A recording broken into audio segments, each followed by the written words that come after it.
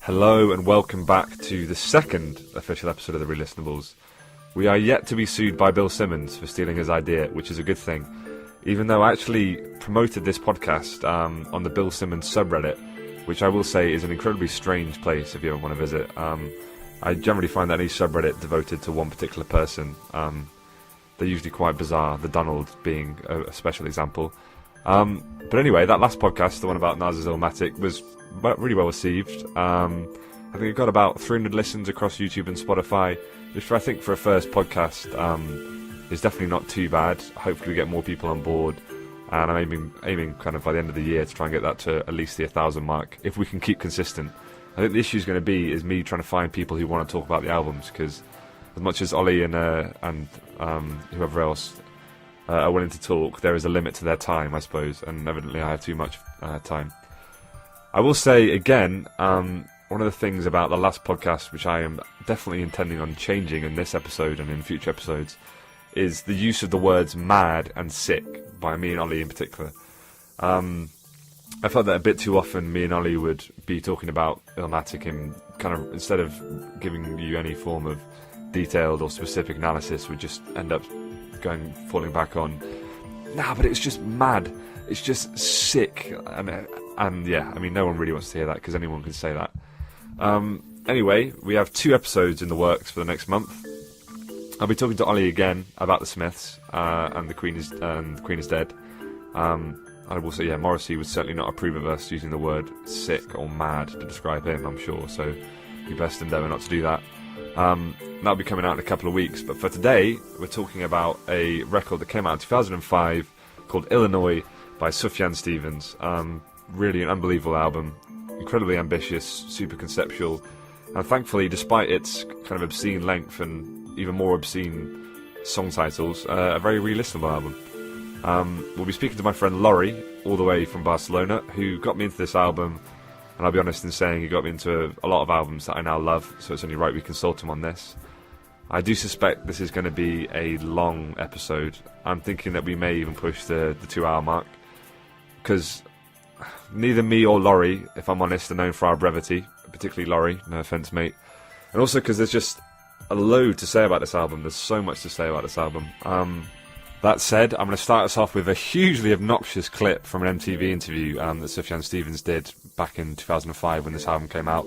It made me laugh, and also kind of made me groan very painfully. But hopefully it provides a bit of an introduction and context, and then it's going to be me and Laurie on the line.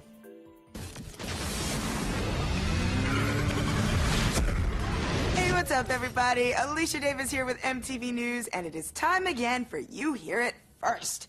Now, you'll be hard-pressed to find any artist, let alone a folk musician-composer, who includes space aliens and UFOs, ghosts and zombies, a famous serial killer, and Abraham Lincoln, all on a single record. Yes, well, we found one, and he may just be the it boy of indie music. Here is a You Hear It First look at Sufjan Stevens. Name on the marquee is as uncommon as the artist who bears it. Sufjan, yeah, I don't know. It's hard to say. It's a Persian name. I've been told it means comes with a sword, but that seems a little too dynamic, too epic for me. But though he may hate to admit it, 30-year-old singer-songwriter Sufjan Stevens is every bit as dynamic as his name suggests.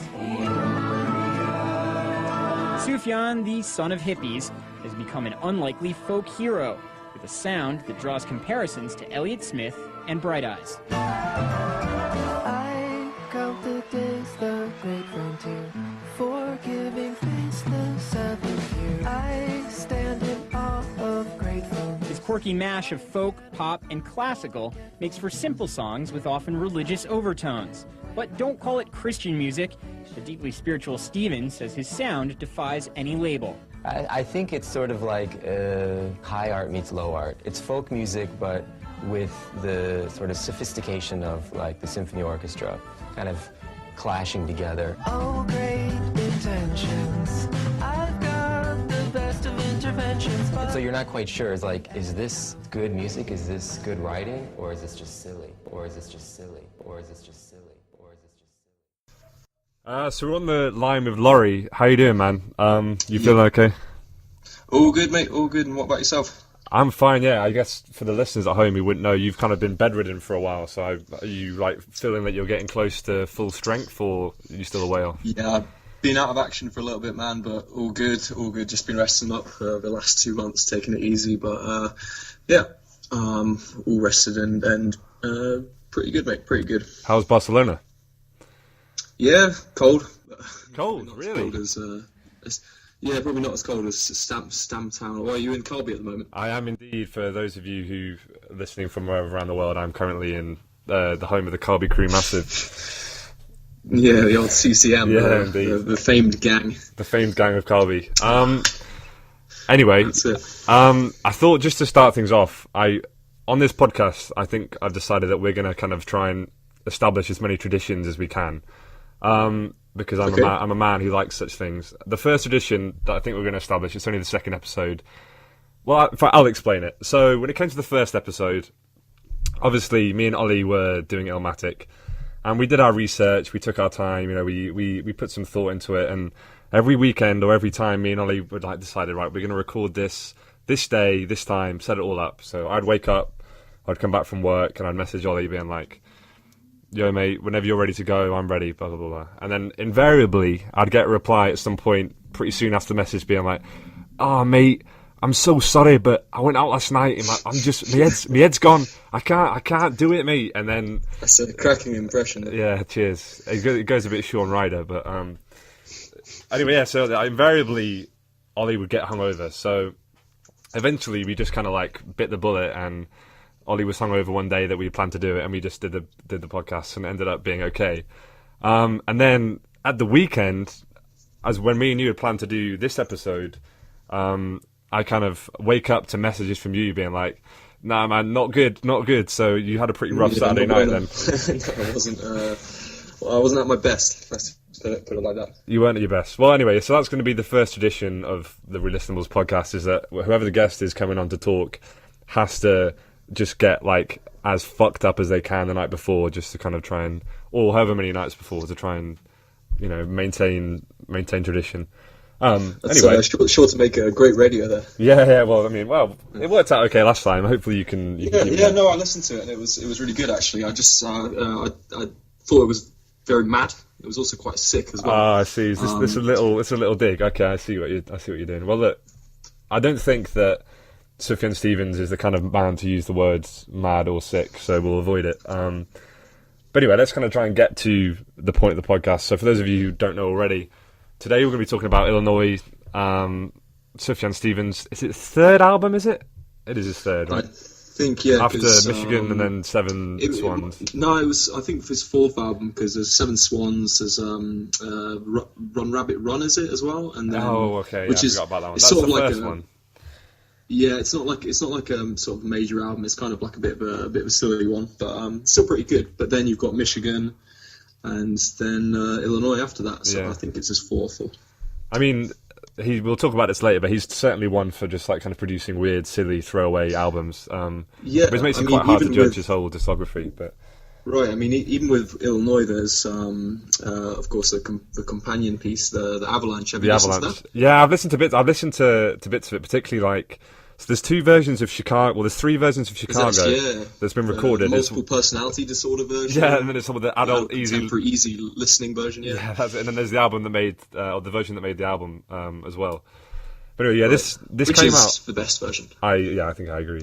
So this came out on July the 4th in 2005, and the first thing that strikes me about that is I don't want to kind of, people think I might be being a bit premature because I'm only 23, but that makes me feel so old, because if you think about it this way. Obviously, we did Illmatic last episode, which came out in 1994, which is the year that Grace came out, Illmatic, loads of great albums, Crooked Rain. This album, when it was recorded, was closer to that time period than we are to Illinois now, which makes me feel so old. I'm not sure about you, but like I remember being a child at the time that this came out in 2005, not that I was aware of the album at all, but even then, thinking back about kind of albums in the 90s, they seem so remote. But yeah, it was closer to then. At that point than it is to the album now. So yeah, as I say, it's a bit of a strange thing to think it's 2005. It feels kind of like more of a modern thing. I mean, of course, 2005 is still modern.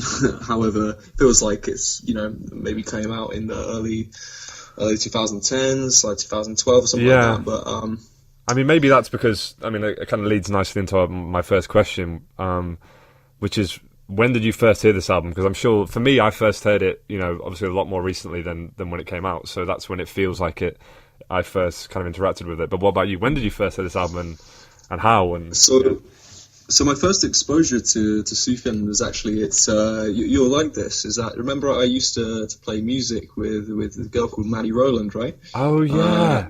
Your little kind of acoustic duo. That's the one, yeah. Touring all the restaurants of Stamford, or not restaurants, but... Yeah, playing the wine bars of Grantham, the old wine bar circuit. That was it, yeah. And she was actually, we were talking about playing for a few covers, because, we were busking as well in the high street in my hometown, Stamford.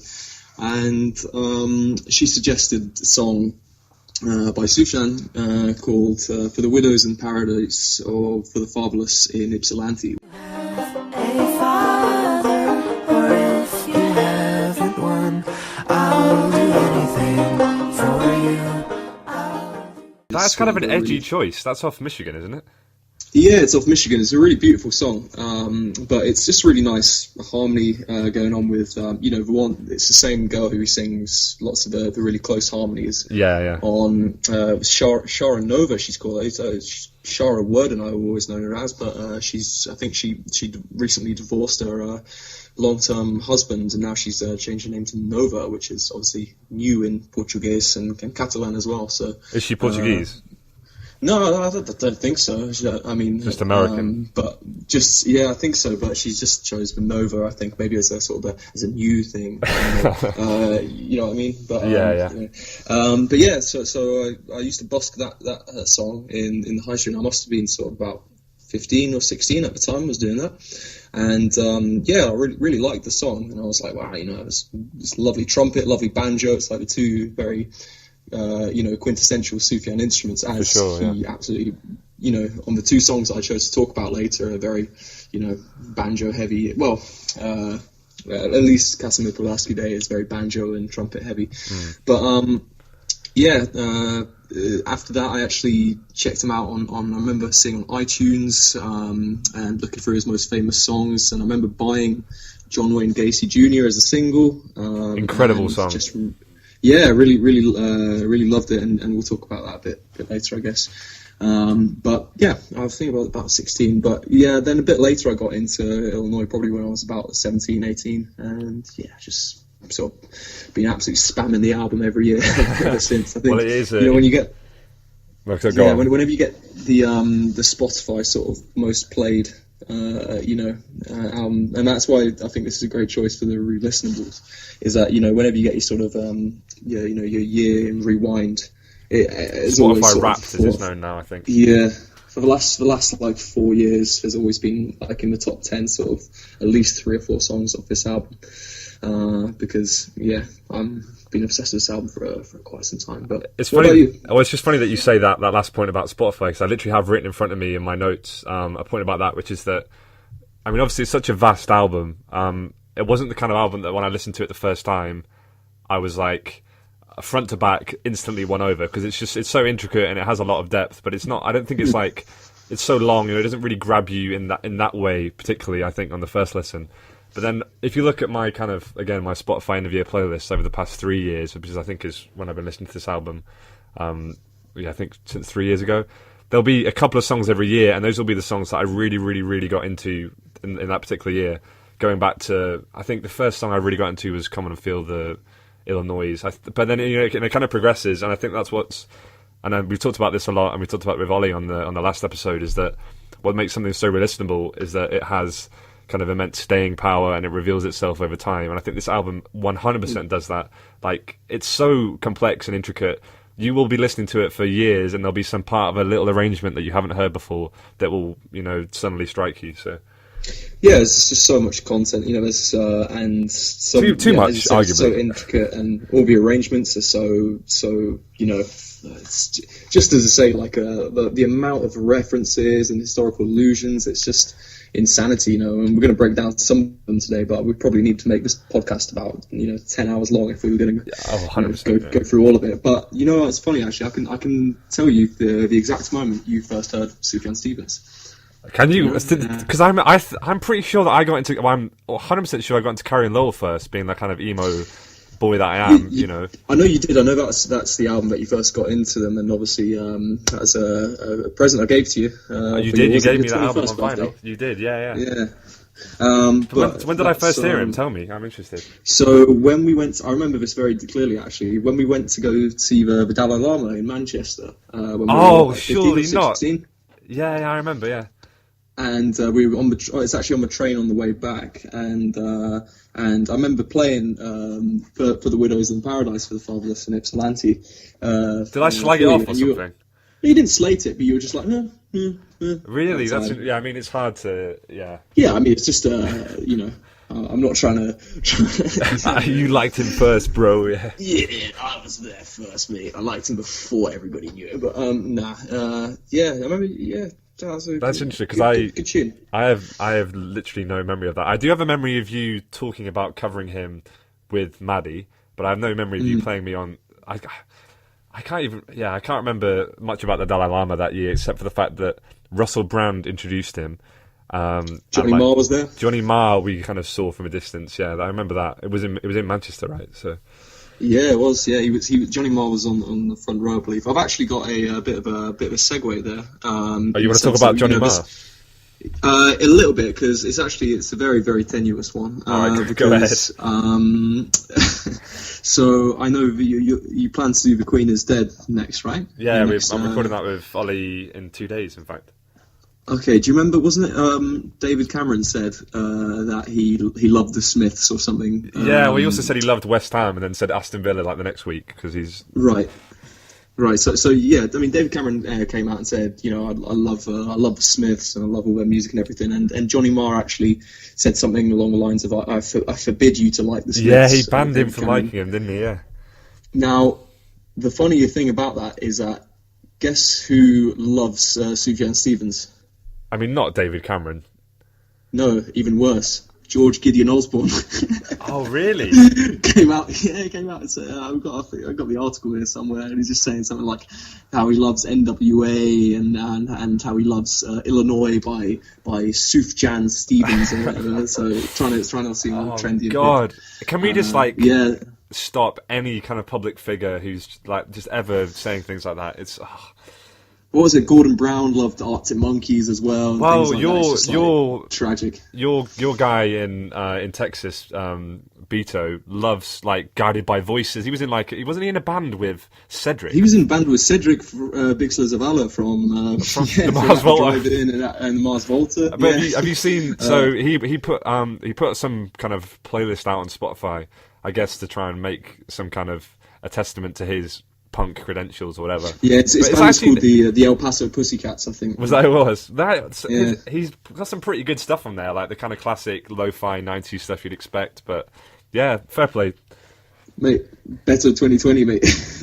Mate, well, anyway. I thought you were a Bernie bro, nah. Your allegiances have changed. Nah.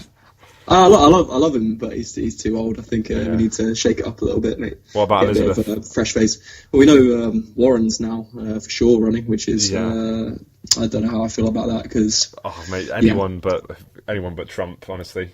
Essentially, but we will not get into that. Nah, definitely not. But yeah, what was I saying? So yeah, have you ever seen him live? You haven't, right? Or you almost did? Nah, man. I tell you, I was absolutely. When he came, he came to Barcelona, didn't he? The Carrie and Lowell tour. The tickets were pretty expensive. I think they were sort of €50. But he was playing in the Forum, in the outdoor part, in the sort of amphitheatre style part. That would have been incredible. I was just stone broke at the time. I had absolutely no cash at all, and I just remember sort of trying to gather up some money in some way to do it. And I almost. Do you remember Nicole, the Swedish Iranian chick I used to see? I do. I love how we are literally just laying bare all these kind of people that we know from our past. But yeah, go on. Yeah, man. I remember trying to persuade, because she really liked his music as well, and I remember like trying to persuade her to like, buy you a ticket. She was broke as well. But yeah, it's just that's a very unfortunately Barcelona I missed him. Moment. Yeah, it's sad. Did you ever see him? I haven't, but that was the tour that he was playing the Hotline Bling as his last song, right? Yeah, banging. It was good though as well. It was good. Yeah. And he kind of dances about. Well, yeah. I mean, he seems to talk when he tours. He really does commit to doing the album in its entirety, right? Like he's not playing all the hits from the past when he tours. Yeah, I mean, so if you've probably seen some of the stuff from the Illinois tour, where he's with a really big sort of huge band. It's quite the opposite of what he was doing recently with the Carry On Lowell stuff in terms of it's quite minimalistic, only having sort of about 5 band members on it. But with the Illinois tour, they all wore like either cheerleader uniforms. It was the University of Illinois, yeah. That's it, yeah. And I remember when I bought the vinyl, it came with sort of like this little slip which has got a picture of all the touring band with their cheerleading gear on and stuff like that. And it was and they even did like little sort of cheerleading chants like before like songs and stuff. And it's just super bizarre, but you have to appreciate how conceptual it is and how committed he is to the whole theme of it. Yeah, he makes it a show. I mean, didn't he halfway through that tour he changed it to the kind of butterfly wings and a kind of aesthetic? Yeah, he did. Was St. Vincent in the band at that? Because I know she used to play with him. Was she still in the band at that point? I don't think she was in at that point. I think it was. I think it might have been a bit earlier. I think it might have been more around the Say Yes to Michigan time. As I say, you introduce this album as Illinois, but it's you're wrong. It's often regarded as, huh? I know everyone thinks it's Come On and Feel, but it's actually hasn't he? Illinois. Hasn't he come out and said the other thing? Yeah. Yeah, it is. The name of the album is Illinois, but it's nicely presented as Sufjan Stevens invites you to come on and feel the Illinois. Yeah, which is obviously the reference to Slade, or come on and feel the noise with a Z. But incidentally, did you watch the Oscars last year? I did. I found it quite funny how they made they made it quite a big deal. Because it was really beautiful, Sufjan's song that he played for the obviously did the soundtrack to The Mystery of Love, and Annie Clark was there as well. Yeah, and Moses Sumney was in his band as well. Really? Yeah, it was a couple of people. But yeah, go on. Fair play. I found it quite funny how the girl who actually introduced Sufjan Stevens as a trans woman, and they made quite a big deal. It was like, wow, this is the first trans woman actually presenting an Academy Award category, and she goes, now introducing Surf Jam Stevens. She calls him Surf Jam. It's just like, really? I mean, he must get used to people butchering his name continually, I suppose. Yeah. Yeah, I mean, he said, doesn't he say it means it comes with a sword in Iranian? Yeah, I think Farsi, sorry. There was a quote of him. In fact, the interview that introduces this podcast that I've edited beforehand, it's an interview with MTV, and I think he asks him where the name comes from, and he says something like, it means it comes with a sword, but that sounds far too dynamic for my personality. So, he jokes around with it. I don't know. Yeah, it's a horrible interview. Yeah, did you listen to it? It is truly dire. And it just remember when? I mean, I guess we really don't remember because we're too young. But it's hard to believe that MTV was ever like a real cultural force and like part of the so relevant. Yeah, but it was such a thing, and now it's all of it just seems so crass and terrible. Yeah, I remember going for, what was it on all the channels? It's like MTV 3 and MTV 29, MTV Base. It's just like, oh, come on. Flogging the dead horse. Well, you had Sky back in those days. I mean, I was living an impoverished life without Sky TV. Let's not go down that road. Yeah. Anyway, to kind of talk about the album in more specific terms, now we've talked about how we kind of came to it. What strikes you first? For me, it's always just like, I think of this album, it's almost like a stage musical. Like, it's so camp the way it's presented with all the arrangements, and we talked about his cheerleader kind of aesthetic that they wore on the first tour. Did you get that kind of the similar sense of it being like a musical? Definitely. Yeah, definitely. I mean, in terms of it being sort of like I could definitely see it as sort of a stage play, a big sort of like West End or Broadway production. And yeah, I think that was very much sort of a part of it in the writing, and also sort of just the whole 50 States project, which I think we should talk about just a little bit as well, because it's, I think, fairly important context to this album, because, obviously the album that precedes this one is also a very similar concept album, talking about the great state of Michigan, where Sufjan was actually sort of born and raised and spent most of his formative years there. And yeah, I think Michigan's quite similar as well, but I think it's Illinois is definitely a lot more camp, like you say, and a lot more sort of extravagant, and I think there's a lot more sort of varying themes and a lot of different sort of emotions. Well, I think Michigan is a lot more bleak, actually, and a lot more brutally sad. There's some really, really sad tracks on there. Like the first track of it was Flint for the Unemployed and Underpaid. Yeah, which is now taken on an even more kind of brutal irony, given what's happening. Happening in Flint, Michigan, with the water supply, right? Yeah, sounds terrible, but yeah, as I say, it's just I think talking about Illinois, you have to talk about Michigan quite a bit as well. But I think Illinois is definitely more of a complete, more of a sort of a theatrical work than Michigan. Well, I think Michigan's a bit more sort of like a personal, stripped back, laid bare one. But yeah, definitely has that sort of music, stage musical quality to it. It's interesting because you can touch on this dichotomy of like Sufjan being the super introspective, very like stripped back, acoustic, brutal Carrie and Lowell and Michigan sound that is like just harrowing and really, really sad. And then I'm not sure if this is as reasonable a kind of comparison, but could you say that Illinois and Age of Ads are the more? I mean, they're both very extravagant albums, and that's him kind of doing the other side of it. But then Age of Ads is I don't know, it's a strange album. Well, they're definitely both far more maximal in the sort of in the production, in the themes, and I think as I say, Michigan and Carrie and Lowell are probably a lot more have a more in common, even though obviously Illinois is the continuation of that sort of that 50 States project, which was kind of a joke, really. It was. He's admitted it's a kind of a marketing ploy, right now at this point. Yeah. So, but I think it would. I'd love to hear a Hawaii. I'd love to hear a Alaska from Sufjan Stevens as well. Maybe California, Texas. Maybe in Iowa. Yeah, mate, Nebraska. Yeah. But well, he's released. He's released a Rhode Island. Didn't he say he was going to release a Rhode Island 7-inch? He's done obviously the Brooklyn Queens Expressway. Yeah, sort of a New York one. Yeah, with that. But yeah, I don't know if I'll ever go back to it. But I think it would be quite cool to get another one of the 50 States albums. I feel like he could do it. I mean, who knows what's going on with his mind? I feel like he's quite an impenetrable person. Like he doesn't really reveal himself in interviews, I would say, but he's very, very rarely does interviews, and when he does, he's sort of just talking about very specific things. Like I saw one of him talking about sort of like a dance school or something like that, and he'd only talk about the dance school and things like that. Yeah, and, he's a bit of a strange man.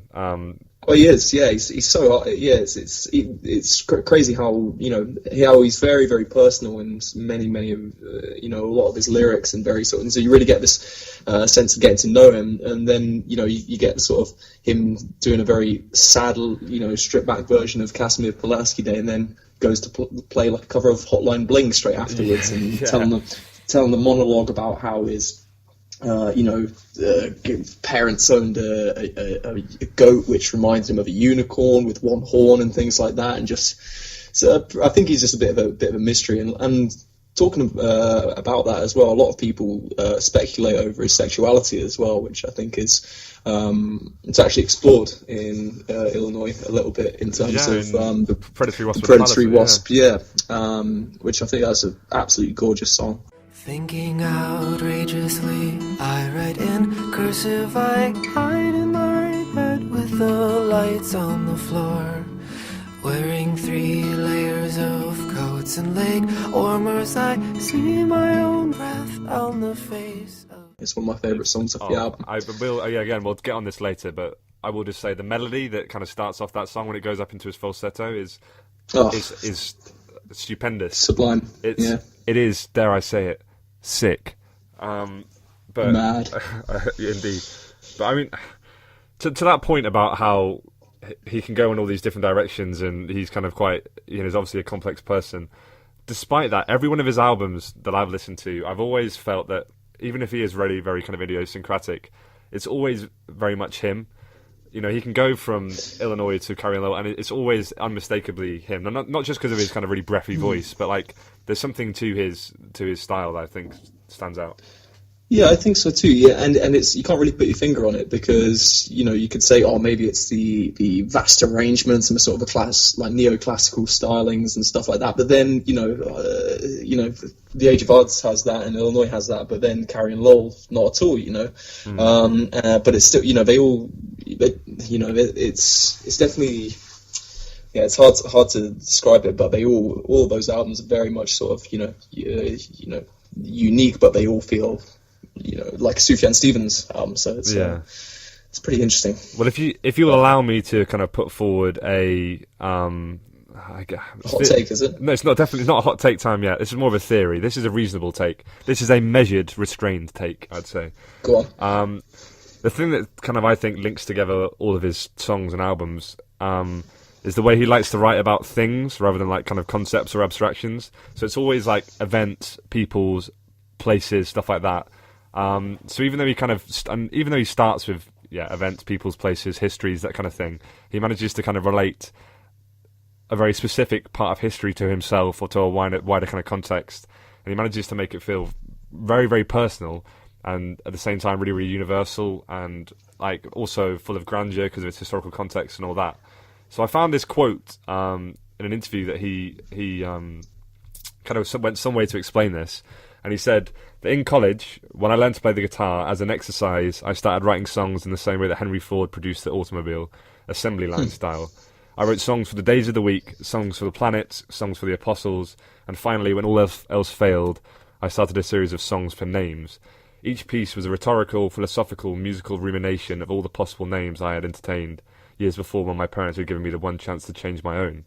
He also said of his kind of method and style, I try to live in the moment, but my work is generally about the past or the future or some other transcendental time period. I don't write about current events, ever. What do you make of that?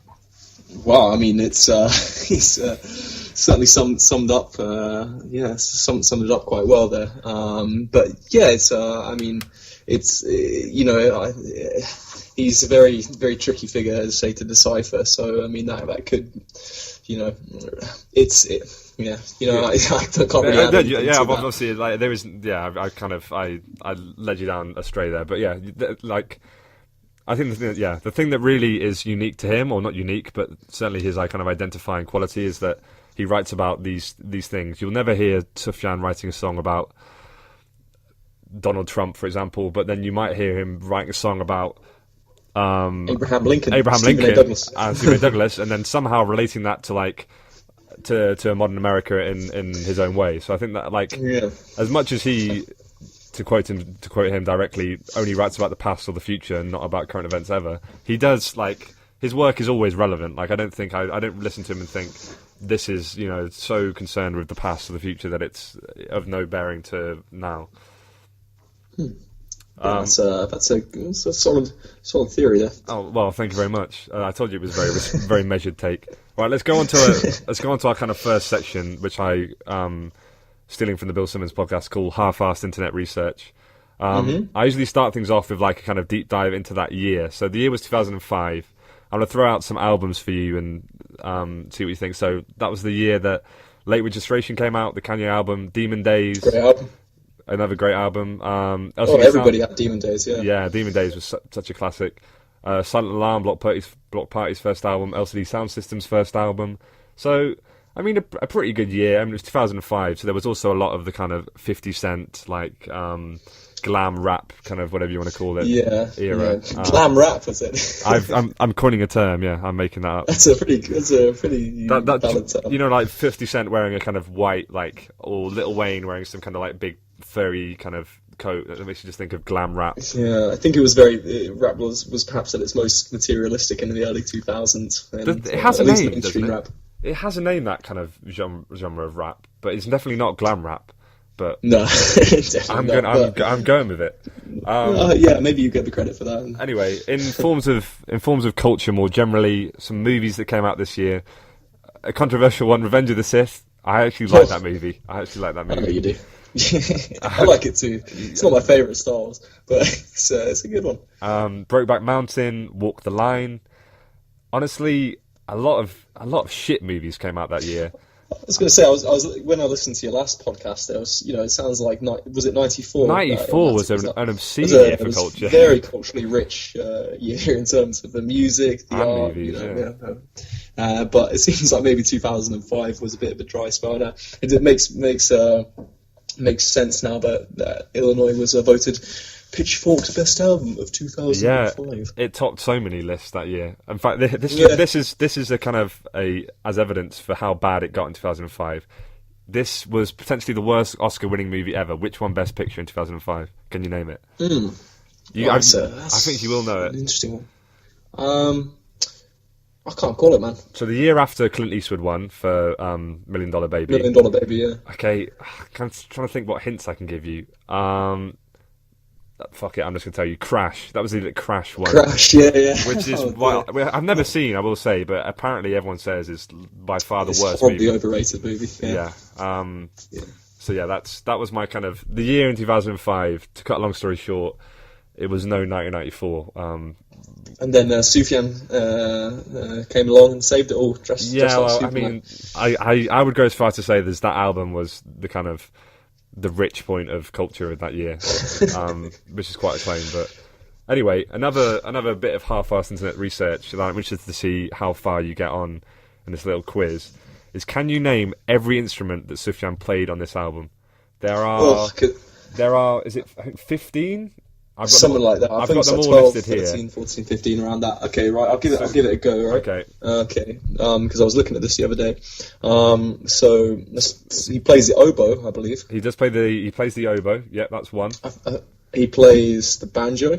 He plays the banjo. Plays the trumpet. No, he doesn't play. Does he? He doesn't play the trumpet. No. He plays. He doesn't play the trumpet. Yeah. No, he doesn't play the trumpet, but he plays 3.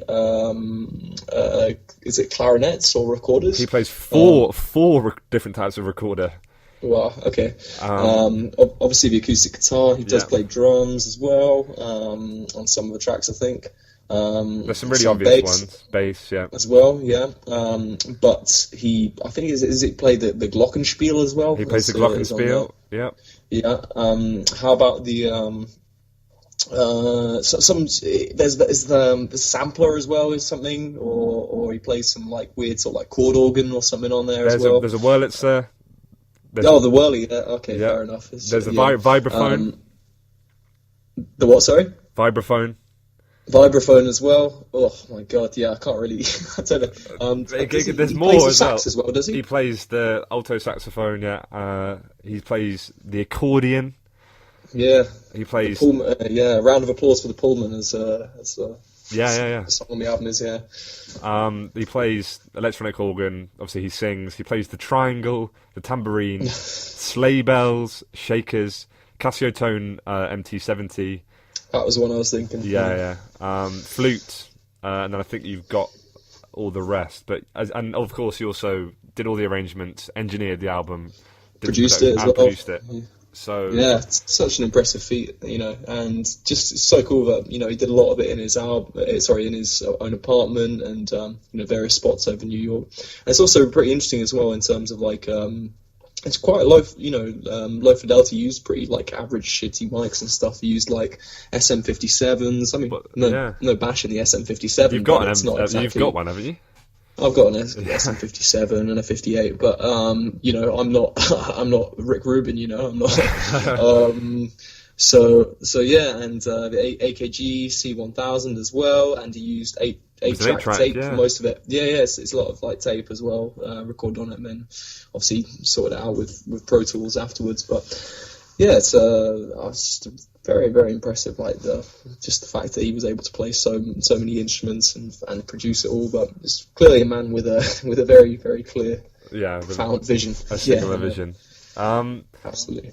More, I'm trying to think of. I'm looking at my notes and trying to find more internet research. So we mentioned earlier how there are three versions of the song Chicago, the multiple personality disorder version and the adult contemporary easy listening version, and the acoustic version as well on the Avalanche. There's three versions on the Avalanche. So there's four versions then. Okay, my bad. Overall, yeah. That's ridiculous. There's also the Chitty Bang version as well. Oh yeah, they owe They have sampled some bold songs in their time, haven't they? They sampled kids as well, didn't they? And then there's another one that I can't remember who it was. A Rat-a-tat song, maybe? I can't remember exactly. Yeah, something like that. But let's veer away from it. Chitty Bang. When did Chitty Bang kind of rise to? That was 2011 or something, I presume. Who knows? Maybe 10 or. Yeah. Well, whenever we do an album from that year, I will have to cite whatever their debut album was as. Something about Wonder Bread or some shit. Do you have any kind of trivia you want to throw out there? I don't know. I dropped a few of these. You've already dropped some bombs, in earlier. Dropped some bombs, yeah, some knowledge bombs. No, not a lot of. I've got some trivia related to some of the categories later on, but yeah, George Osborne likes it. that one did get me. I can't believe that. Yeah, it's harsh. Right, in that case, we'll kind of go on to our first kind of other couple of sections. So before this podcast, me and Laurie were talking. We decided that because this album is so full of, as we said, allusions, kind of historical references, and it has so much depth to it, it would be impossible to look at every song. So we've each picked two songs that we're going to have a kind of deep dive on and lay bare all the allusions, discuss the themes, come up with all our little known facts, etc., etc. So if you want to take the lead, you can pick whatever song you want to go with first. Yeah, sure. Well, I'll start off with Decatur, or Round of Applause for Your Stepmother, which is perhaps my favourite song off the album. Our stepmom, we did everything to hate her. She took us down to the edge of Decatur. We saw the lion and the kangaroo take her down to the river where they caught a wild alligator. It's a controversial. That is. I wouldn't say it's for sure my favourite song of the album, but I've just listened to it so much over the last few years. I've got to be honest with myself. I have a memory of, talking of memories of each of us listening to the album. I have a memory of in Barcelona when I think your laptop was broken, or you were trying to record from your laptop, so you had to write out all the lyrics on a piece of paper. So I remember walking into our flat and seeing all the lyrics written out, which relates again to, apparently, didn't Sufjan say that it was like, in writing it, he was kind of doing an exercise in rhyming, because all the lyrics kind of it's like a tongue twister, essentially, so a lot of the lyrics and parts towards the end, which is pretty interesting, because it ties into the fact that, Sufjan really, he wanted to be a sort of a kid's author, write kids' books and stuff like that. Yeah, he studied creative writing as a graduate. He did an MFA, I think, or was doing one before he reached his kind of peak or whatever. Music, yeah. Well, yeah, as I say, I mean, part of what I love about this song is that it has that sort of like gleeful, childlike quality to it, with the and it's just absolutely chock-a-block full of references to, the state. I think it's probably the song on the album which has by far the most sort of crammed into it, and it's only, 3 minutes odd, and it's just got so much in there. So, trying to reel some off, yeah. The first verse. So yeah, it goes, our stepmom, we did everything to hate her. She took us down to the edge of Decatur. So obviously, if you know a bit about his early life, he had a pretty tough time. With his mum being seriously mentally ill, and sort of abandoning him and whatnot. And he had sort of he loved his father, but I think his father died when he was young as well, his real dad and all that. So it's it talks about how when he was a kid, basically, his stepmother took him to the city of Decatur, which is in course, Illinois. It's a pretty small, insignificant little city, but it's interesting because it says, he talks about how the lions and the kangaroos and the alligators and whatnot, and that's, sounds like quite a childish sort of nursery rhyme sort of style thing, but this is actually all backed up by fact, because he did a lot of extensive research for this album. So backed up in what sense? What do you mean about the animals particularly? So when he says we saw what's the lyric again? He says we saw the lion and the kangaroo take a down to the river where they caught a wild alligator. That was it. Yeah. It's actually in July in 1917, an African lion was actually reportedly seen near Decatur. And there was a huge, search all around the city for this lion. And it was actually Nellie, the lion, was last seen on July the 31st, 1917. And the townspeople swear that there was a real lion to some doubt, which is, it's sort of that, Midwest, maybe, folk, sensibilities, folk sensibility and whatnot. So you don't know if there's but to some extent, a lot of people would support the claim that there was a lion chilling around Decatur, Illinois, in the early 20th century. But as well with the kangaroos as well. Apparently, in 1974 and 75, there was plenty of kangaroo sightings in Illinois near Decatur. Once again, so strange. Are they escaped from zoos or what? Yeah, nobody knows from what I tried to look into it a bit more, and I think it was a bit inconclusive, to be honest. Yeah. Apparently, police officers actually tried to handcuff one kangaroo, which didn't work out too well. What that sounds like? That sounds like some skit from some Aussie man YouTuber kind of thing. But it wouldn't surprise me if Sufjan probably actually wrote about this and just to sort of give it more of that mythical sort of thing going on. But also with the alligator as well, of course, the sewer gator, sort of classic urban legends and whatnot. But apparently they were reportedly seen in Lake Decatur and the town sewer system in the 1970s as well. As I say, this first verse is really, he's talking about the sort of the legends of a small town while making small jabs at his stepmom, who he was, obviously didn't get on too well with initially, and he was hoping that, she would get taken and eaten by alligators. The second verse doesn't say an awful lot, but the third verse is pretty interesting, because it makes reference to the the sound of the engines and the smell of the grain in Decatur, and apparently there's an absolutely huge grain processing plant in the middle of Decatur, and there's apparently the whole city just smells like the grain being processed, which is pretty interesting. And then it says that it's the great line of Stephen A. Douglas was a great debater, but Abraham Lincoln was the great emancipator. So actually, Lincoln lived in Decatur in 1830, he came to national prominence when he ran for the Illinois Senate against Stephen Douglas, who was a lot more famous at the time, and he actually lost to Douglas. But when the Illinois Republicans met in Decatur in 1860, they nominated Lincoln for his presidency, so that was the first step in him becoming the great emancipator, which is a bit of an interesting one, seeing as he had some pretty terrible opinions on he obviously did on slaves, on the African Americans at that time, but he was pretty interesting. He was a lawyer, right? Before he kind of became the political Lincoln was, Because I can't remember exactly, but maybe it'll come up. In fact, no, I think it'll come up when I'm talking about one of the songs I've gone into later, so I'll ignore that. But you got to marvel at the fact that he's gone to these kind of great lengths. He's like, well, didn't he study immigration records? He's read history books for the state. He's public libraries, public newspaper records, like referencing the fact that this irrelevant city smells of irrelevant. That's a bit harsh. This small city smells of like burnt grain. It's like the detail is mind blowing. Yeah, because it just comes across initially when you first listen to it as some sort of like sing song, like sort of just like looking for rhymes, maybe trying to get a tongue twister. But not only is it a very clever wordplay in the tongue twister and the sort of style, but it's also just as I say, packed full of historical allusion, and that's the fact that I listened to this song so many times, I had to look into it and see what's going on with all the references, and I'm just so amazed when open the whole fucking tin of worms. Yeah. But as well, the next verse, you got a chicken mobile with a rooster tail.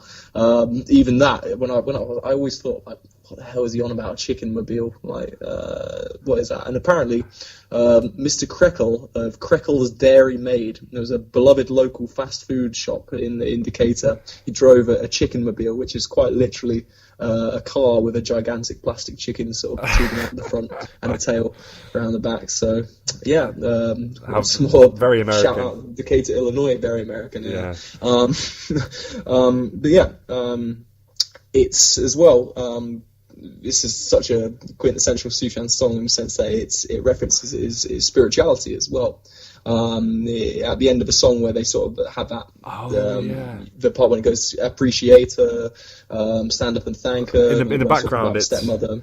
It's the great I am, that's it, which is a reference to Exodus 3:14, where God says to Moses, "I am that I am," which is, as I say, pretty interesting thing. As you know, later on as well, the song will talk about Casimir Pulaski days. Very much talking about religion. It's that and religion and sort of crisis of faith. But we'll get into that later on. But I just like the resolution of the song as well. How it's goes from the start of him being wanting all these terrible things to happen to his stepmother to actually being sort of a tribute in the end and sort of retrospectively saying thank my stepmother and and appreciate her and stand up. It says the lines alternate: stand up and thank her and appreciate her, denominator. I love the rhymes, like appreciator and Decatur. The way it rhymes is just so brilliant. Like it makes you want to say appreciator, and it's like kind of like it's one word. In my everyday life. Go congratulate her as well, isn't it? As well, which is another, and I was like, congratulator or congratulate her, or it's just it's such a happy, gleeful song. As I say, like it just gives me that sort of and it very much reminds me of that sort of childhood sort of nostalgia and all that. But I think it's a really beautiful song, and it definitely sort of I chose this one because I think it really encapsulates what the album's about to a degree. I think it's one of the standout songs on the album. But anyway, it's a great segue because you talk about kind of the happiest song on the album, and I agree that the trumpet part is happy. I'm going to go straight into the first song that I chose to go into, which is, I would say, it's definitely the saddest song on the album, right? John Wayne Gacy Jr., which is one of the most harrowing songs I've ever heard. His father was a drinker, and his mother cried in bed. Folding John Wayne's t-shirts when the swing set hit his head. So those of you who don't know, I presume most people will, John Wayne Gacy Jr. was kind of a very famous American serial killer, rapist who sexually assaulted, murdered, I think at least 33 teenage boys and young men between 1972 and 1978. So Gacy actually buried 26 of the victims in the crawl space of his home, 3 of them elsewhere in his property, and then discarded the remains of the last 4 victims in a nearby river. I'm going to be honest, when I kind of went on the classic Wikipedia deep dive just through his whole life, or the life of John Wayne Gacy Jr. He's a very tragic figure, John Wayne. Incredibly so. And I finished reading it and was getting ready to kind of write a bit of my research down. I just felt almost sick. Like when you read about some of the details of his crimes, they are truly abhorrent. But to kind of and he was true sociopath as well in the lies that he told to all the to the fathers of the boys and stuff like that, and how he used his influence as what was he, JC as well. He managed to use his influence there just to ruin so many of these kids' lives and murder. Same. People think it's even more than 30, but it's pretty terrible. He's actually featured on the vinyl. It's really interesting. I was going to talk about this a bit earlier, but if you open up the record, It's got a picture of one of the Native Americans from the Illinois. I can't remember the tribe's name. But then it's another sort of picture of Sufjan with John Wayne Gacy dressed as a clown. Yeah. And he's holding 3 balloons with skulls inside the balloons. It's, we can talk about some of the record, because at the end when we kind of go for the cover art section, we can kind of, sure, because you have the record in front of you right now, right? So we can open up and have a look, just to kind of go kind of examine the lyrics in the way that you did for Decatur. The song makes some allusions to real events in Gacy's life, so it references kind of his abusive alcoholic father and his passive mother. It talks about the moment when Gacy as a boy was struck in the head by a swing, which caused him to have kind of blackouts during his childhood, and also kind of alludes to the fact that he may have been permanently brain damaged, and maybe that kind of explains some of his crimes and him being a sociopath. I read somewhere that kind of massive head injuries, especially in the frontal lobe, which apparently monitors self-control, planning, judgment, and kind of social functions generally, they're really, really common among serial killers. Apparently, approximately 40% of all admitted serial killers have had injuries in that vicinity in their youth, which to me is, wow, which is 40%. That's a very significant number. It's huge. But if you read about Gacy's life, he kind of would have these blackouts during school where he wouldn't remember anything. He got beaten by his father. His mother, in the kind of the classic, almost to a cliche point, this very overbearing father and this very passive mother. But I just love how, instead of the song, it's the classic adage of good writing is you show, don't tell. Instead of him just saying his father, his mother was really passive, blah, blah, blah, blah, he has this kind of image of his mother folding his shirts up in his bedroom as he's getting hit in the head by this swing, which I think it's just so beautiful. And I will say, I think this, of all Sufjan's songs, maybe in his whole kind of career, this is the one that's most consciously literary. Like, if you just read these lyrics outside of the music, they come across very poetically. Like, they have... Yeah, it's definitely a sort of a poem. You can read it separate from the song, for sure. Yeah. And it reads very, very beautifully. Like, but anyway, so of course, you kind of mentioned it earlier, but Gacy used to dress up as a clown, and then that's, of course, referenced in the song as well, and that's how he'd almost get insider access to these teenage boys, by going on over kind of using the ploy of wanting to entertain them as a clown. He'd often convince them to kind of be tied up in a rope. I'm not sure exactly how, and then that's when he'd start to kind of commit the atrocities he would. Just some little more details about his life from his Wikipedia page, just to kind of give you a picture of how disgusting the man was. So when they started to kind of get on his tail towards the end of his kind of murder spree, Gacy used to openly taunt the detectives that would trail him, because he was so sure he wouldn't get caught. So one evening, Gacy invited 2 of the surveillance detectives to a restaurant for a meal. The next day, he invited those same officers into another restaurant for breakfast, where he talked about his business and his marriages and everything.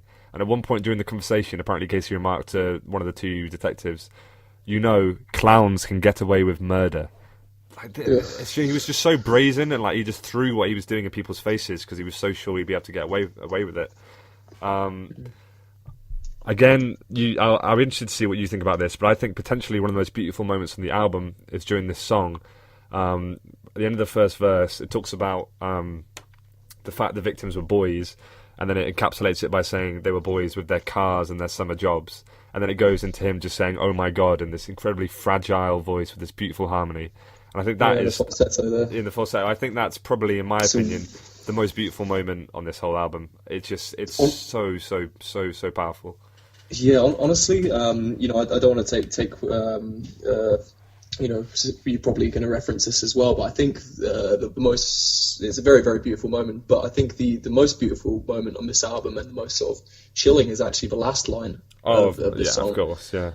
Which if you'd like to break it down. Yeah. So, I mean, talking about how kind of this is probably his most consciously literary song, there's I wouldn't say a trope, but there's this kind of conceit that he uses in the final stanza, having detailed all of Gacy's crimes and his background and got into all that. He then kind of pulls it back to himself and talks about the secrets that he has hidden under the floorboards, and how him and Gacy are really just the same. And I think that is just such a powerful image to kind of associate yourself with a serial killer and talk about how the secrets that he hides under his floorboards are not as different as we might like to presume to our own such secrets. But yeah, it's such a powerful moment. I think it's such a powerful line as well, just because he's the way he says, I'm really just like him, I'm on my best behaviour, and it's saying that, I think he's looking at it from a very at Gacy from a very sort of human standpoint in the way that he's Absolutely. saying that I think everybody has the potential to have these terrible things, to do terrible things, and obviously he explores the fact that Gacy had such a troubled childhood and such a warped perspective on life from such a young age. I mean, truthfully, Sufjan had such a terrible childhood as well, that it might be a case that if things had gone a certain way, then he could have been a John Wayne Gacy, or could have, and it's just it goes to show that it's like so these people aren't just complete animals or just terrible for the sake of being terrible. It's that John Wayne Gacy was once just a little innocent kid who was abused, just like anybody else. Yeah. He was abused. Yeah. I mean, and I think that's what's so good about this song, because it very easily could have kind of strayed into either the kind of true crime objectifying and going, oh, look at this, how disgusting it is, or it could have gone into the whole kind of too far the other way. But he strikes that balance perfectly between talking about the context, talking about Gacy's childhood, and then bringing it back to himself. Like, it's just done very tastefully, I think. And very true, yeah. I think it's really well done. If you'll allow me, I'm going to go straight into my song, because I think that they kind of connect in a similar way. Maybe not at first glance, but we were talking about how he kind of puts what's the phrase? He puts the kind of microscope back on himself at the end of John Wayne Gacy Jr. And in a way, he kind of does it to whole of America. When America is capable in both respects of terrible cruelty and then also incredible, pioneering, art, culture, whatever else. So the song Jacksonville is kind of an embodiment of that.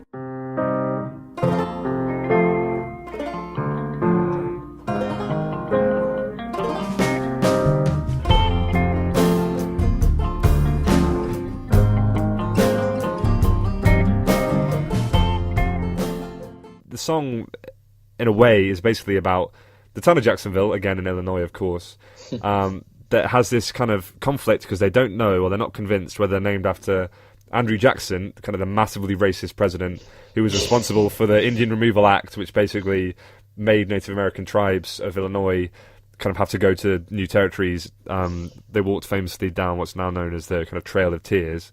Or was there's actually a lot of I know we said we don't get to talk about Trump, but a lot of people compare Jackson to Trump in the sense that he was a businessman going into it and had very little political experience and stuff like that.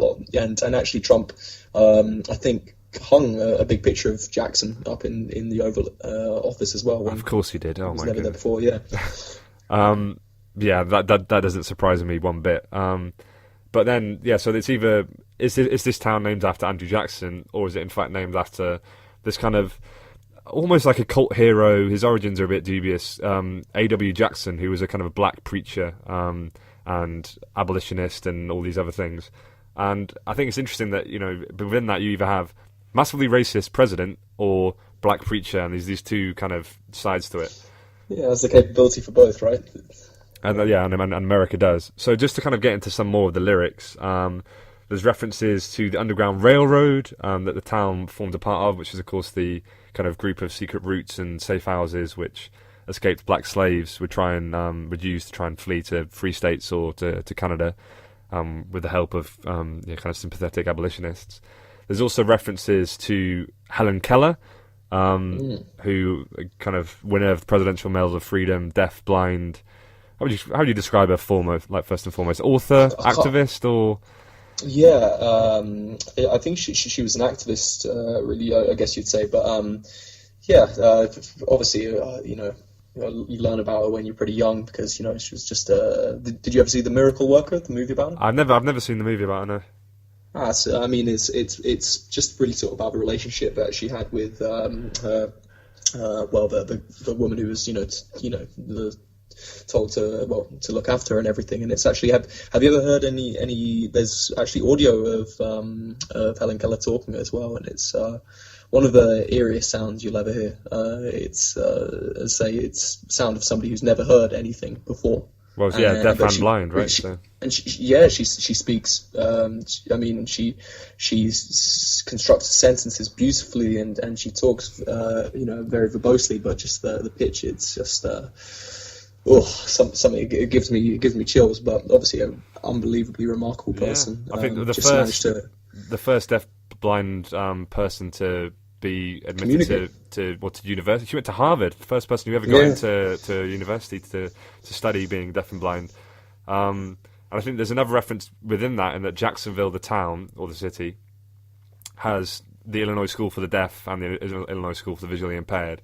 So again, like, Sufjan is just layering all these things, all these references, and they're not just arbitrary. Like, he's thought about the fact he's going to reference Helen Keller here and then and Andrew Jackson there. Like, it's so clever. It is. It's a really beautiful song as well, and I like how it's got sort of what's the line? I'm not afraid of the black man running. He's got it right. He's got a better life coming. Yeah, which is again pretty poignant line. That's that reference to the Underground Railroad. Underground Railroad, yeah. But and musically as well, like, it starts with that stunning kind of string arrangement, and then comes in with the kind of weird the horns, and then that kind of like noodling, spidery kind of guitar riff, and the banjo as well. It's such a good song. I like the live version of it as well, when he introduces it and he says, "This we think this is a very cool song, so we're all going to put on sunglasses for it." So they all put on gets the whole band to put on sunglasses and play it. That's the one of the videos where he's wearing the kind of wings, right? It is, yeah. The AOL sessions. Yeah. AOL, God, that's another throwback, isn't it? Yeah, America Online, the first internet provider. Anyway, so yeah, that's more or less what I have to say about it. Essentially, to the way that Sufjan, and he does it a lot on this album, he kind of tries to reconcile the sides of America that are great, like Helen Keller, and the sides of America that are not so great, like Andrew Jackson or John Wayne Gacy Jr. And he presents America and the state of Illinois more specifically as this place where it's complex and has the capacity to be full of horrendous racists or pioneers for social justice. So like, it has both those sides. It's pretty interesting how that does tie in with John Wayne Gacy Jr. as well. But yeah, I guess I'll take the. You can take the lead. One of the banger off this album, which is one of. Would you just call it a banger? I guess it is. Yeah.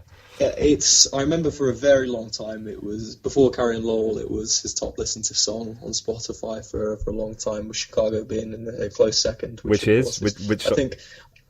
I think Casimir Pulaski Day and Chicago are two sort of like the ones which have the single quality. So do you remember? Obviously, you love your Reddit.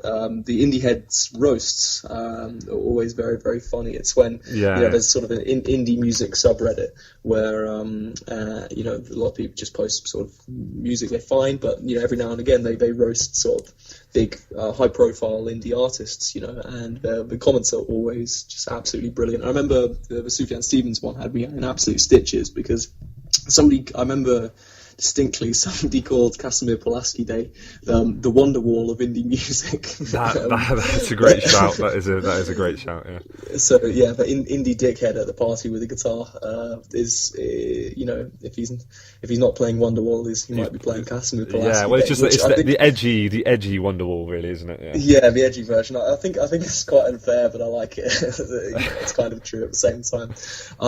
But yeah, I think it's a really, really beautiful song. Like thematically, just because he's, it's the whole juxtaposition of him losing his faith or questioning his faith, as well as losing a loved one, and that's tied together. So there's actually he's very, very reluctant to talk about this one, but I think there's one interview he did in the Netherlands, which he's quoted as, I was a teenager and this was my first experience with death.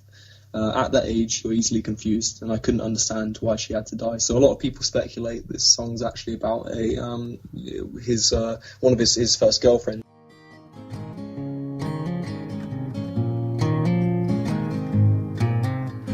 Goldenrod and the 4-H stone, the things I brought you when I found out you had cancer of the bone.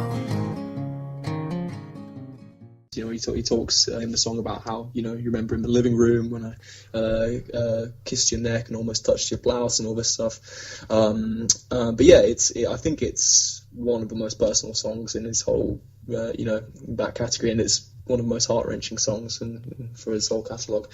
But yeah, as I say, the opening line, goldenrod and the 4-inch stone, things I brought you when I found out you had cancer of the bone. So, this teenage girl had obviously bone cancer, and it's obviously very, very tragic subject matter.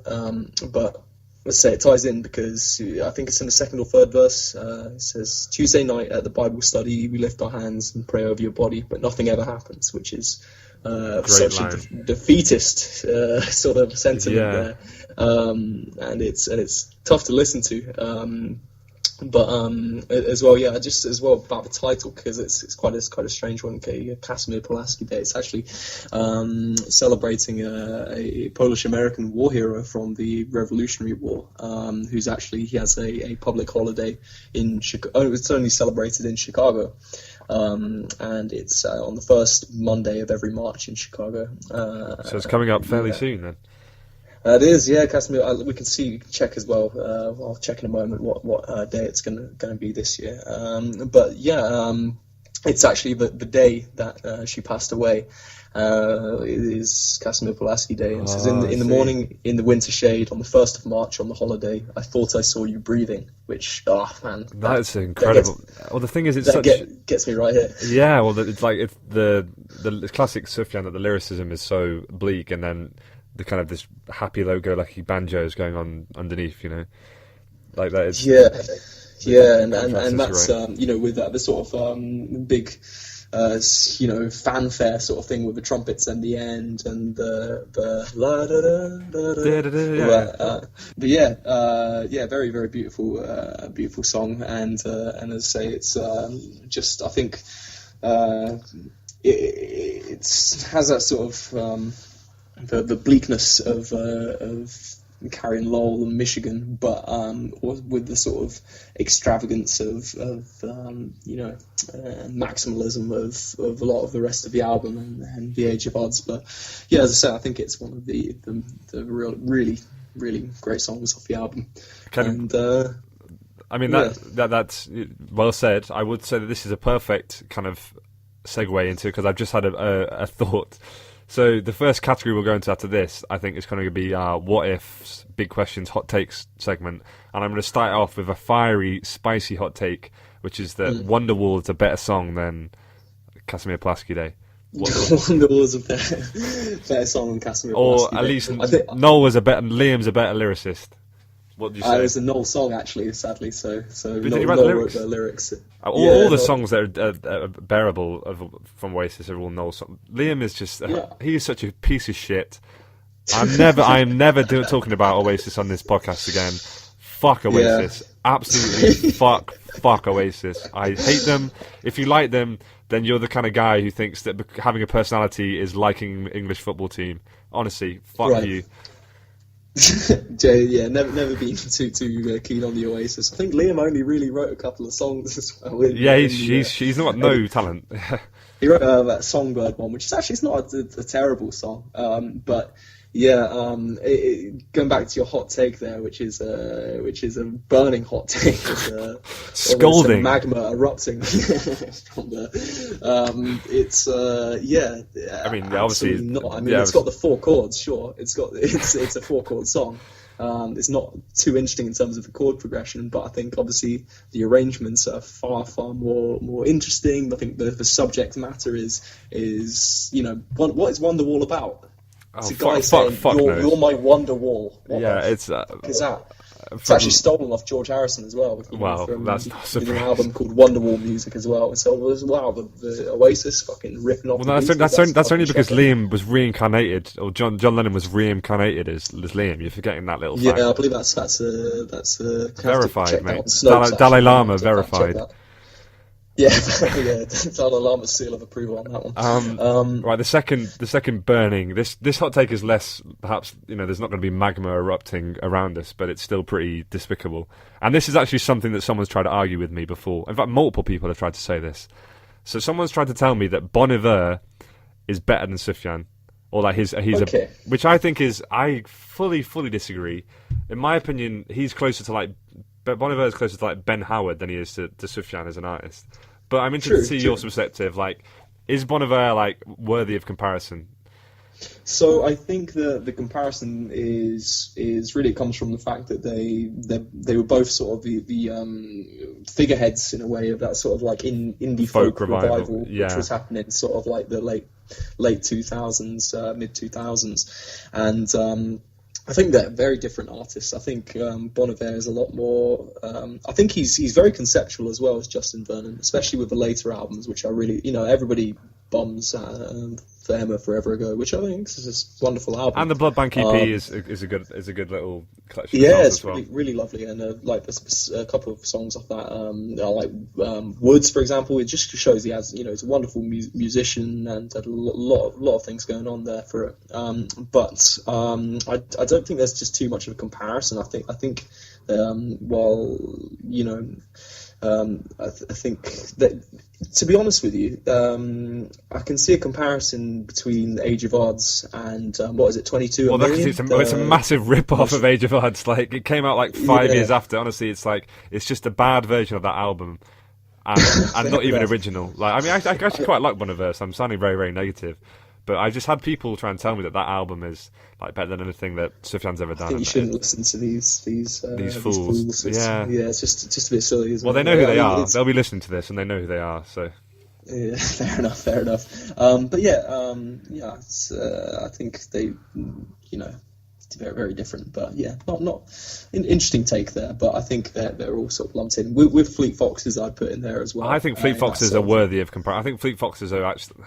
I think that they are up there with Sufjan. Like, I think they're worthy of acclaim. Like of that, to that extent. And Bon Iver isn't.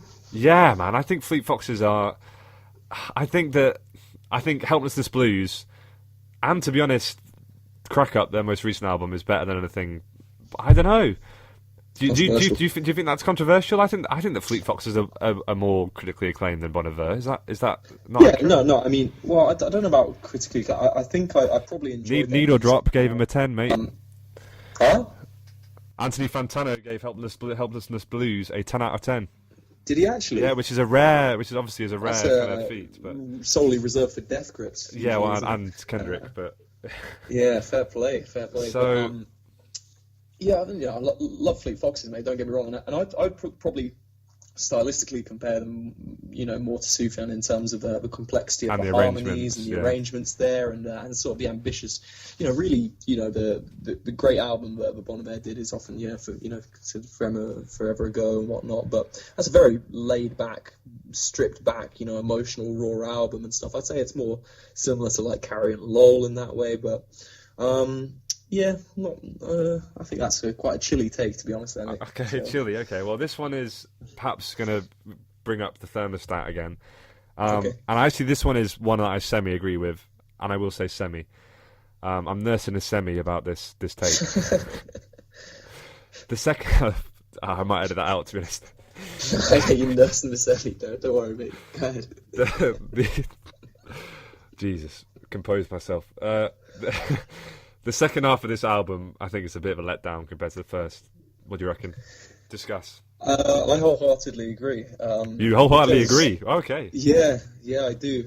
Because honestly, like, as I say, I've got the vinyl here in front of me because I like vinyl and records. The thing is that you look at side 2, right? Side 2 of the first disc, tracks 7 through to 11, is Decatur, Chicago, Casimir Pulaski Day, and Works of the Rock Valley region. And before that, the two songs at the end of side 1 are John Wayne Gacy and Jacksonville. Like, I can't think of a better run of songs on many albums. There's maybe a few albums, maybe like Blonde on Blonde, where there's sort of like a run of just 5 songs, which I absolutely love. But that run of songs to me is absolutely incredible. Going from John Wayne Gacy Jr., Jacksonville, Decatur, Chicago, Casimir Pulaski Day, it's formidable. Like that is wonderful. Like that run of songs, and I think that's where I'm most engaged listening to the album. Don't get me wrong, I do like some of the tracks towards the album a lot. Like I just don't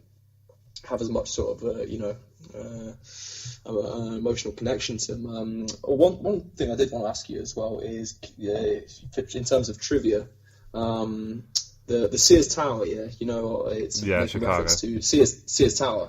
Well, it's now something called a different name or something like that. Can you tell me the 1984 or 5 movie where a scene takes place in the Sears Tower on the viewing station at the top? It's a very famous movie. Any idea? Let me have a think. A movie that's very closely intertwined with Chicago, it's by... it's a gangster movie.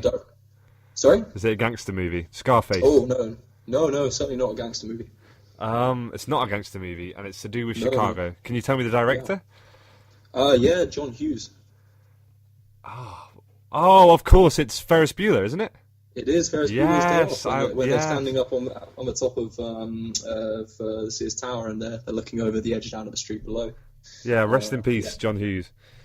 Represent, mate. Love that guy's movies. Yeah, it's a classic. That's interesting. There's a good bit of trivia. Thank you for testing me on that. I rate that. No problem. But back to the category at hand. Yeah, I think for me, I agree that run of songs is amazing, and I think that for some reason he's kind of like, obviously this album is full of obscenely long titles for songs, and and like lots of little interludes or some longer interludes. I feel like he's concentrated a lot of the interludes towards the second half of the album. I mean, have a look on. You've got the vinyl in front of you. Is that true? Yeah. Definitely. Because on side, wow, yeah, no, you're absolutely right. I mean, obviously the big, the longest song title, which I'm sorry to bore the audience with this whole 3 people listening. No offense. It's 300 listeners last podcast, mate. So again, edited out, mate. I've got right of last edit. The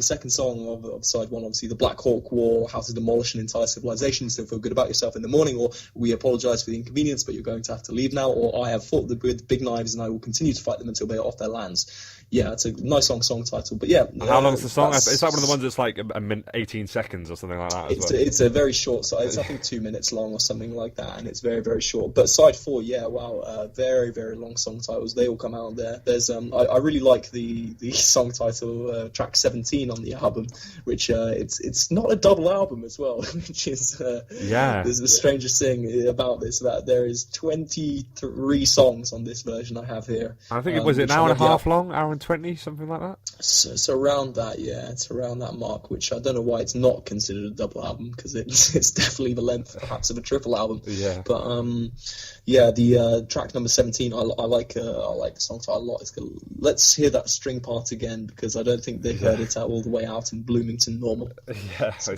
good one. Yeah, I mean, yeah, but it definitely doesn't hold up. I think to the first side 1 and side 2. I think 3 and 4 are a little weaker, but there are still some very beautiful tracks in there.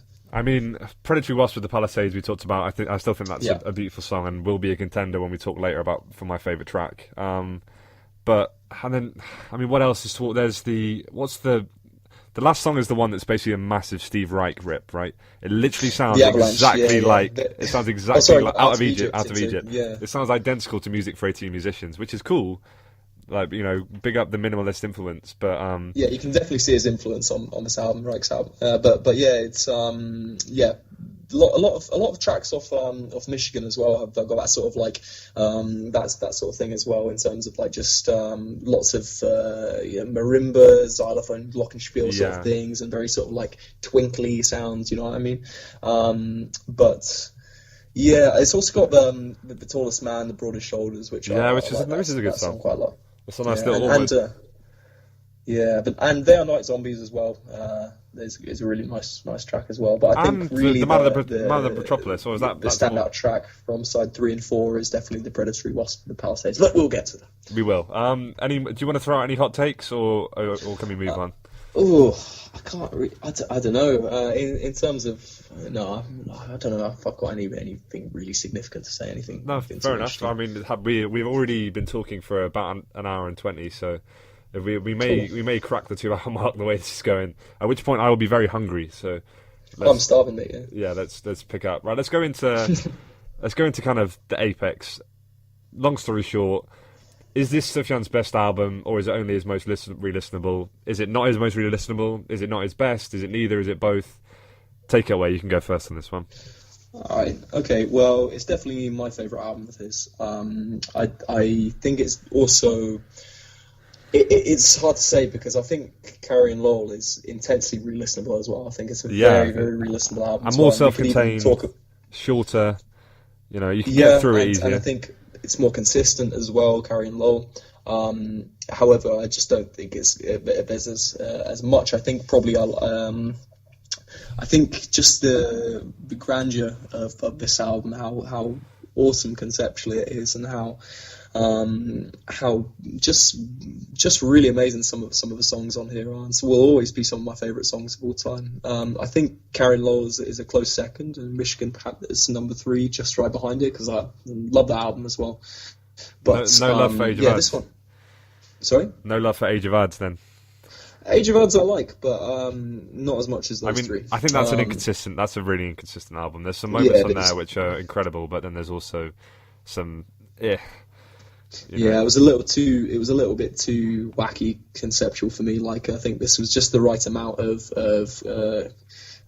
crazy conceptual going on in this album. But yeah, to me, definitely my favourite Sufjan album. What's yours? I remember you telling me a while ago that you liked Carrie and Lowell the most, but I was just wondering if that's changed at all.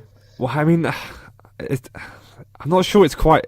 Its lead is definitely narrowed, because for me at the start, being the kind of American football like sad boy wanting to like kind of not obviously we're both capable of that with the music we listen to, but I think that like I'm the kind of guy who might put Radiohead on at a party, where I think that you would never do that.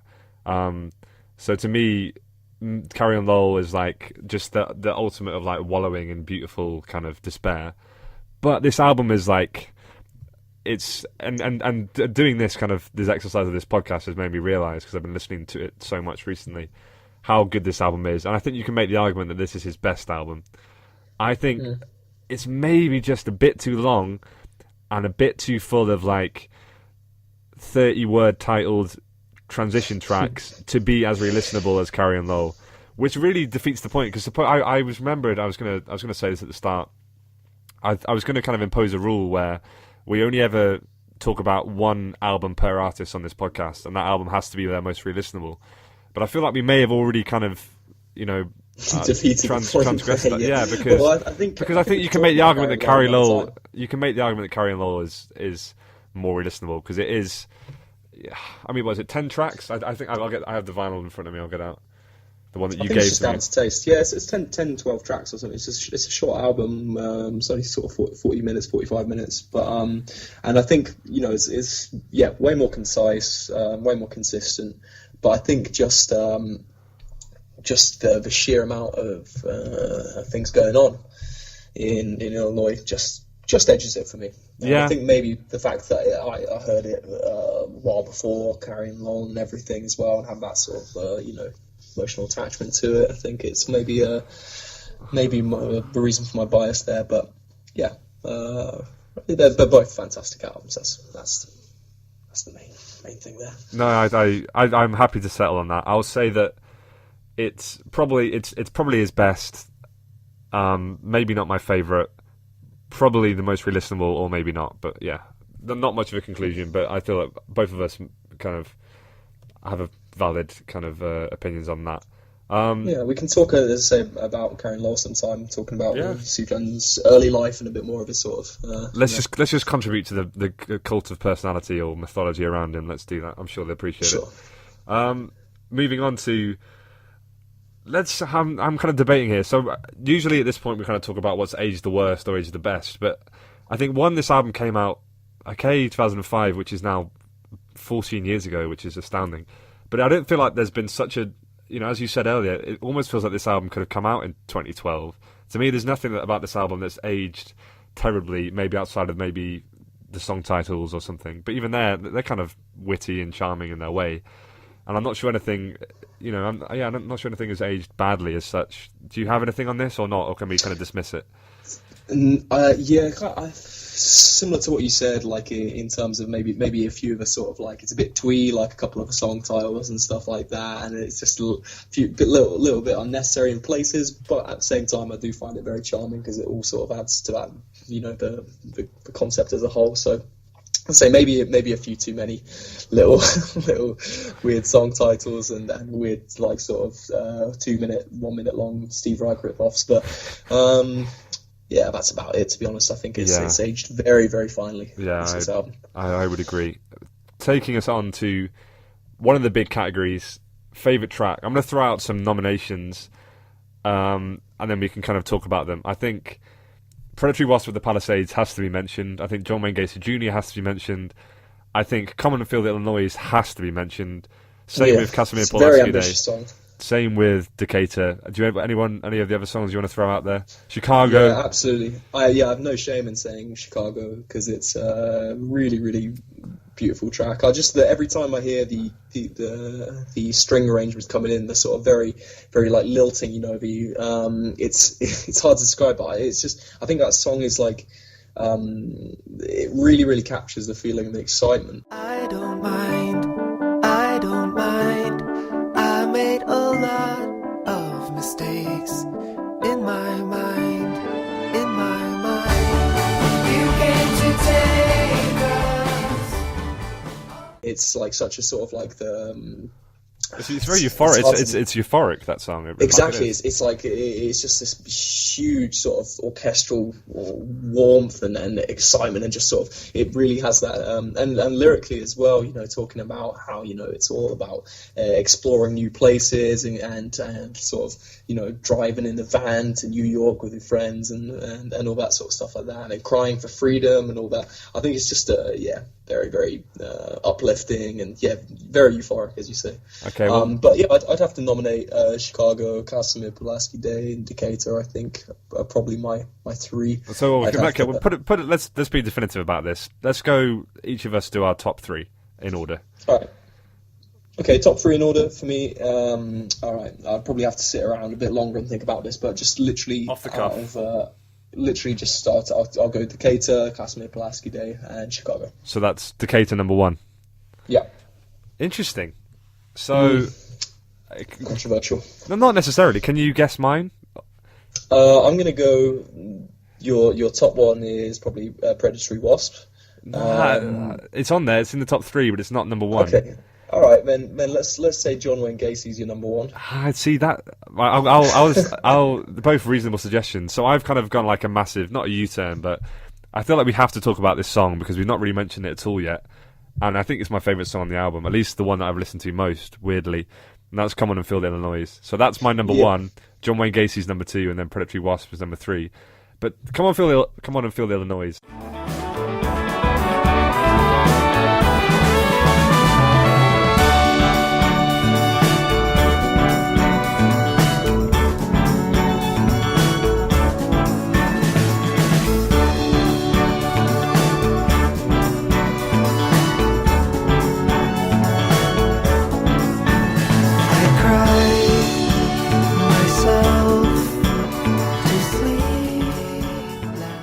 In 5/4, super weird, kind of like 4/4, like the piano riff, the arrangement of that song particularly is just like, astounding.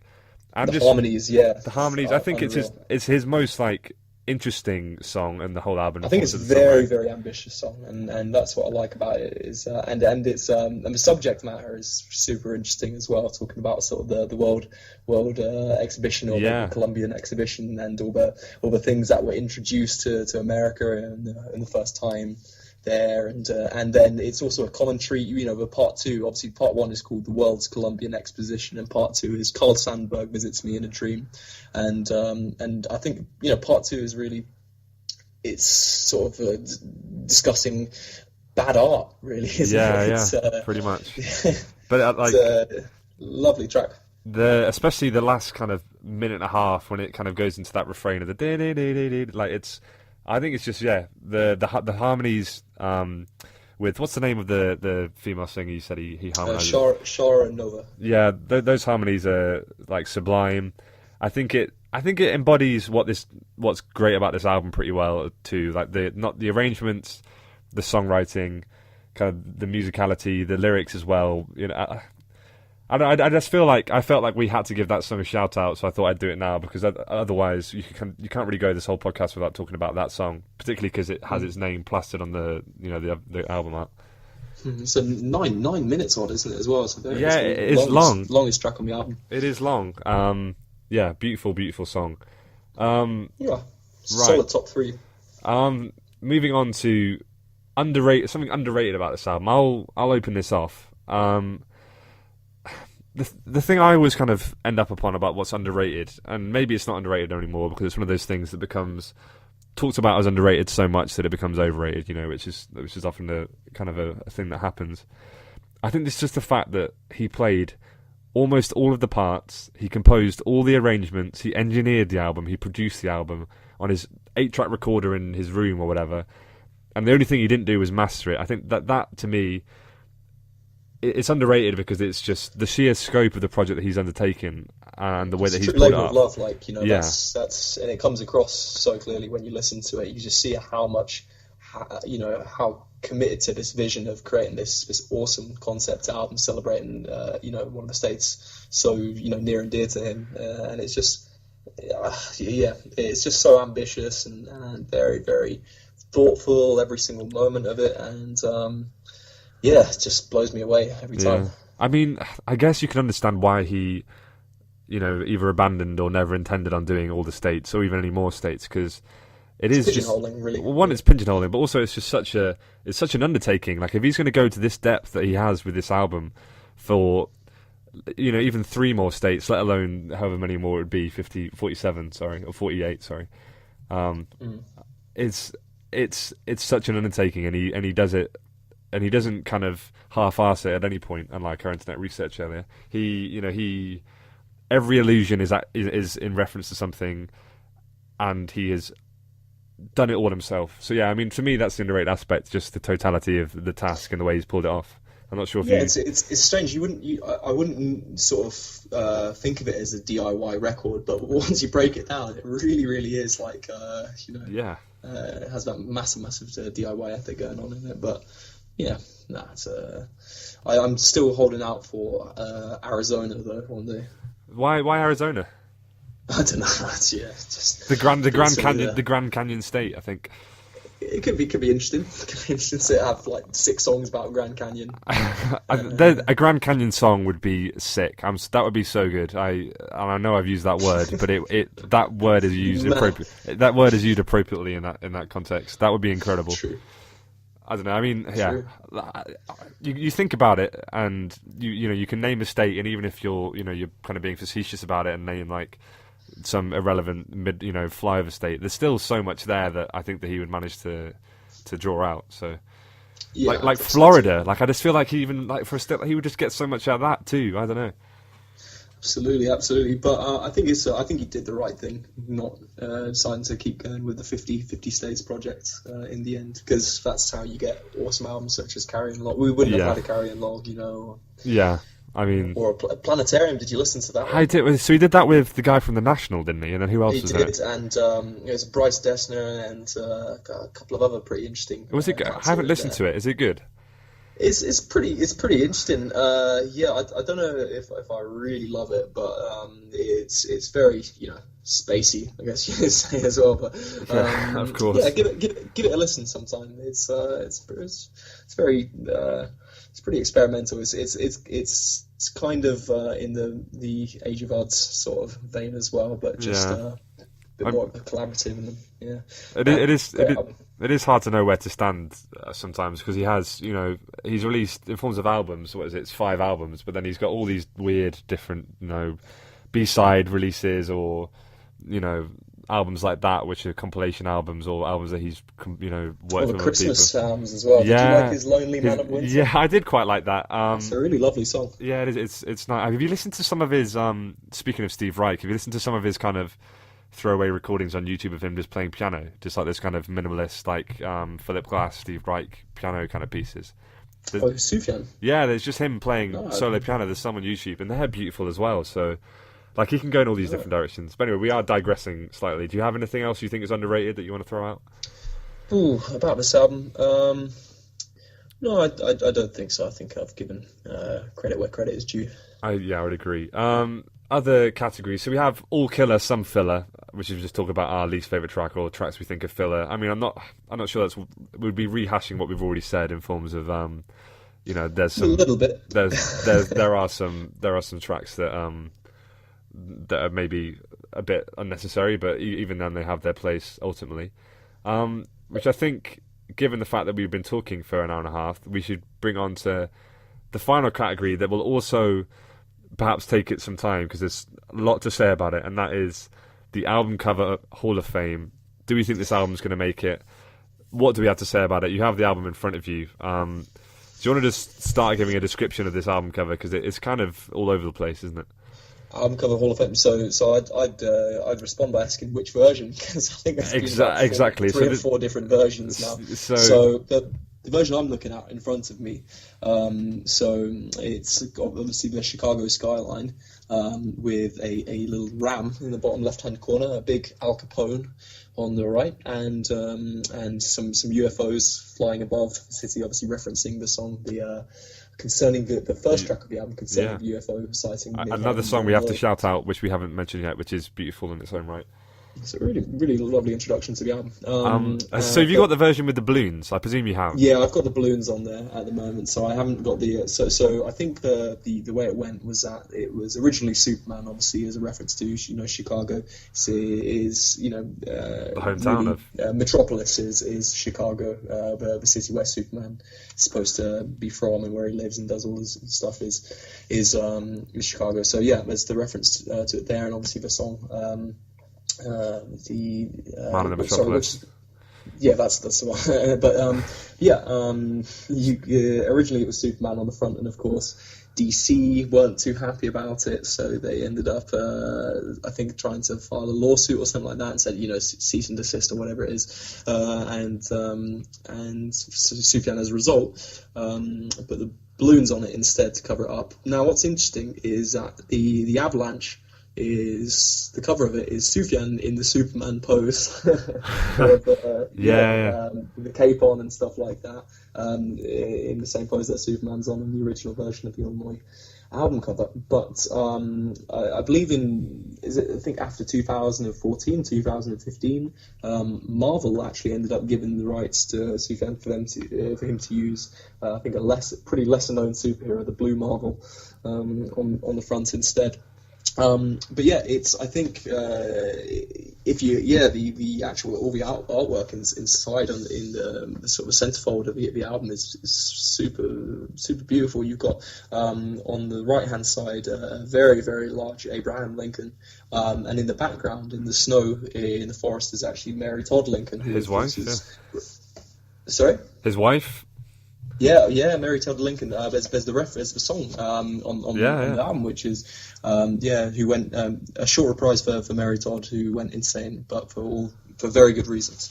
So if I remember right, is Black Hawk? There's the American Indian, Native American. That's right.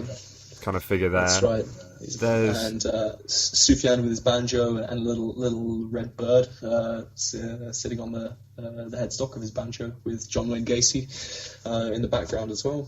But yeah, a couple of butterflies as well on the inside, and on the back it's pretty interesting.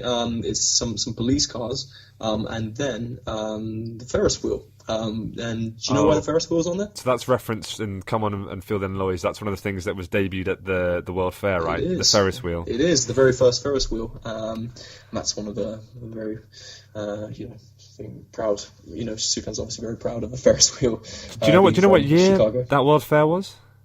It was, I think, either very, very late 1800s or early 1900s, maybe sort of, because I know because I was going to say, to those of you who... Barcelona one was 82, was it? I can't remember. It's been a long time since I've been doing tours. And to those of you who don't know, Laurie's the most well-reviewed tour guide in Barcelona, and on one of his... I've been on his tour, so I can vouch for how good it is. But one of the very good. Molt bien.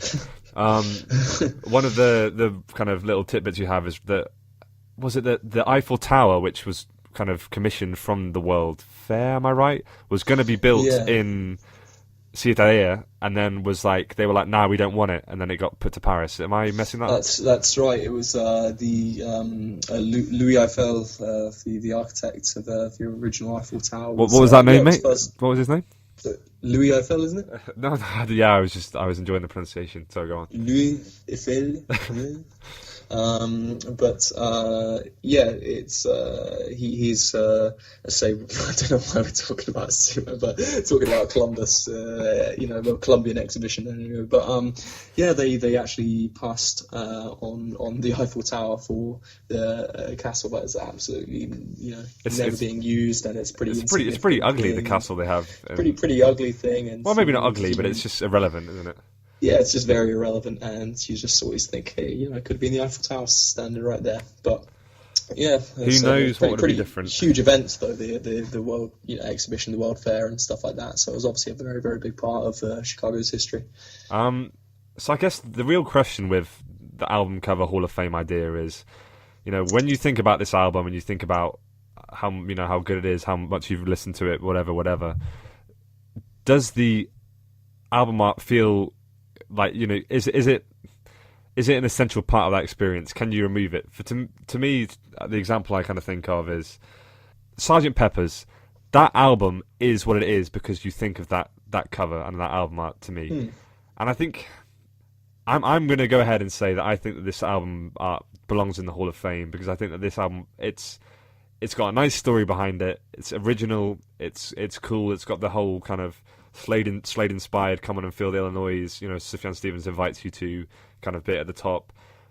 To me, when I think of this album, I think of that cover. I'm not sure about where you stand. Yeah, I think it's definitely an essential part of the album. The experience there. But yeah, I think as well. It's also the fact that it's changed around so many times. There's not sort of one specific version of it that's the main one. Makes it even cooler, and makes it sort of, maybe it's even a sort of a commentary on the album as well, in terms of how sort of interpretable it is. I don't know, but it's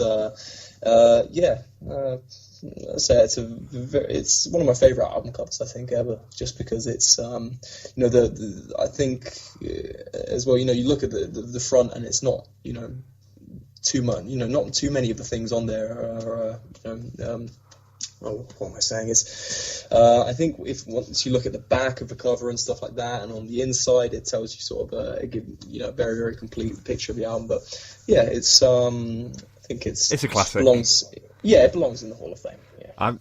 I'm wondering, on Discogs, how much do the Superman ones go for? Because there's not many of them, right, that have the Superman. I'm sure that that's the kind of thing where because there was only, I know that some were sold before DC kind of got their hands in between it, but I'm sure that there's something like 800 out there in the world, and I'm sure they probably go for hundreds of pounds. Who knows? But yeah, I mean the online version, the one I'm looking at the moment for the online, is all the balloon version and stuff like that. So I don't know. The balloon version feels like the version that is most ubiquitous, I think. Yeah, for sure, man, for sure. Right, well, I mean, in that case, it wraps it up, doesn't it? It makes the Hall of Fame. We should probably shout out the guy who created the album artwork. I've just found his name is Divya Srinivasan. I say shout him out. I've absolutely butchered his name there, but yeah. Isn't it a woman?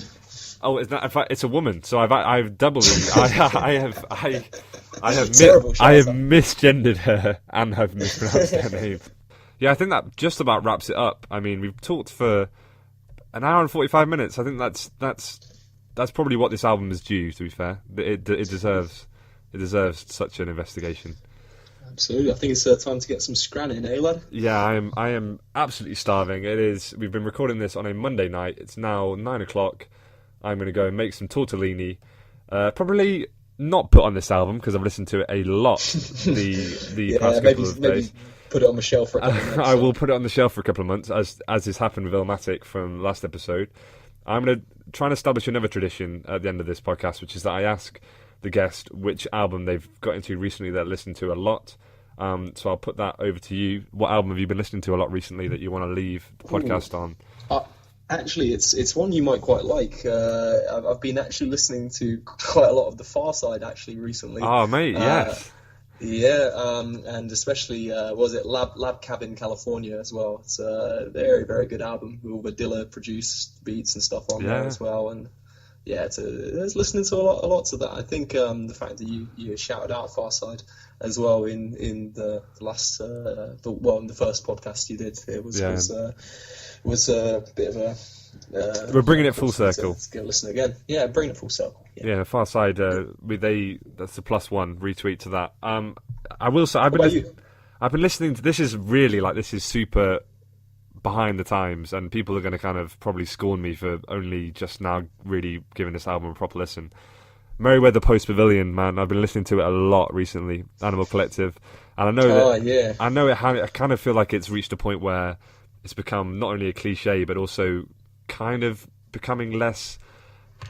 I feel like because it received so much recognition when it came out that people are now kind of turning against it. But yeah, I've been listening to a lot of that recently. Do you have any opinions on it? Man. Yeah, I only listened to it one time in full, and I didn't love it. But I think maybe it's about time for me to give it a listen. Give it a revisit. Yeah, thank you very much for coming on, man. I appreciate it. My pleasure, mate. My pleasure. And any time. I hope. Well, we'll have to do. I hope and anticipate we'll do some more with you on this.